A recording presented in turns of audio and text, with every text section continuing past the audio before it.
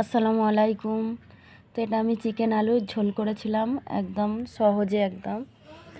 তো তারপরে আমি কাবাব বানিয়েছিলাম। তো কাবাবটা যেভাবে বানিয়েছিলাম চিকেন কাবাব, তো ওটাই আপনাদের সঙ্গে শেয়ার করব।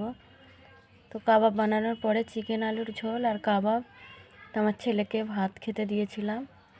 তো আমার ছেলে এই কাবাবটা খুবই পছন্দ করে, চিকেন কিংবা মটন মানে যে কোনো কাবাব, তো কাবাব খেতে খুবই পছন্দ করে। তো ওর কারণেই আমি সব সময় কাবাবটা বানাই। তো দেখুন অল্প করে ভাত নিচ্ছে আর কাবাব খাচ্ছে, আর আপনাদের ভাইজান মাখিয়ে দিচ্ছে আর কি। আর গরম আছে অনেক, স্কুল থেকে যখন আসে 12টার মধ্যে তো খাইয়ে স্কুলে পাঠাতে হয় ওদেরকে। তো রান্নার পরেই আমি রেডি করে রাখি, তো আপনাদের ভাইজান ওদেরকে নিয়ে আসে আর খাইয়ে দেয়। দেখুন আর কাবাবটা দিয়ে আমার ছেলে তো বলছে আমার নামের অক্ষরটা লেখো। তো নামের অক্ষরটা লেখা হলো, তো ওর খাওয়া হয়ে গেছে দেখুন। তারপরে আপনাদের ভাইজান খেয়ে নিচ্ছে। তো ওর খাওয়ার পরে আপনাদের ভাইজান খেয়ে নিচ্ছে ওই কারণ। তারপরে আমি যেভাবে কাবাবটা বানিয়েছিলাম ওটা দেখাবো দেখুন।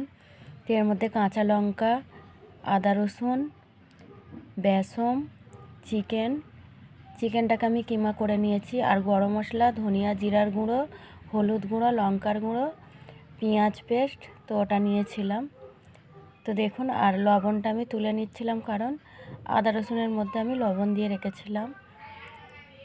তো দেখুন এটা একই সঙ্গে আমি সব মাখিয়ে নেব। এবার ভালো করে দেখে নিন, কাঁচা লঙ্কা, গরম মশলা, ধনিয়া জিরার গুঁড়ো, লঙ্কার গুঁড়ো, হলুদ গুঁড়ো, পেঁয়াজ পেস্ট, বেসন আর তেল দিয়ে দিলাম অল্প।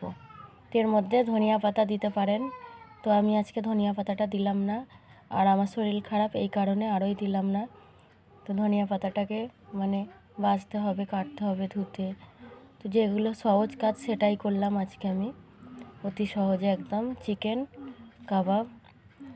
তো এটা প্রথমে মশলা দিয়ে মাংসটাকে মাখিয়ে নিলাম। দেখুন চিকেনটাকে ভালো করে মশলা দিয়ে মাখিয়ে নিলাম। তারপর আমি বেসনটা মাখিয়ে নেব একই সঙ্গে দেখুন। তো বেসনটাকেও এভাবে মাখিয়ে নিলাম। তো এভাবে মাখানো হয়ে গেছে দেখুন কমপ্লিট।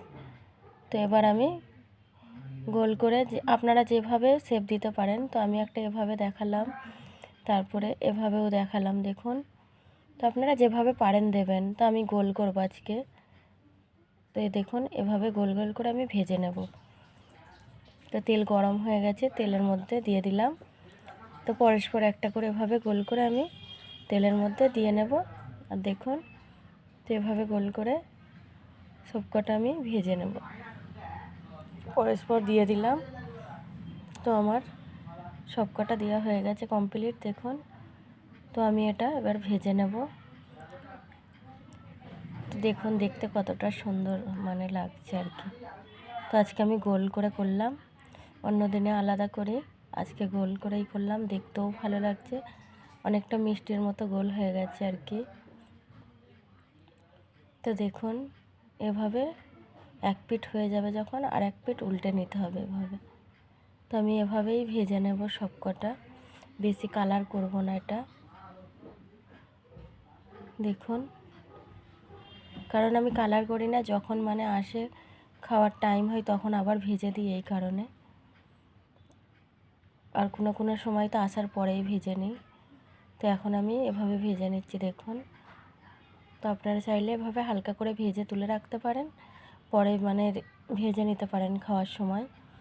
তো এখন আমি ভালো করেই ভেজে নেব। আমার কাছে মানে টাইমটা আর বেশি ছিল না, আমার ছেলে মেয়ে আসার টাইম হয়ে গেছিলো। আর দেখুন লাল করে ভেজে নিলাম এভাবে। তো আপনারা রেখে দিতে চাইলে সাদা করে ভেজে তুলে রাখতে পারেন।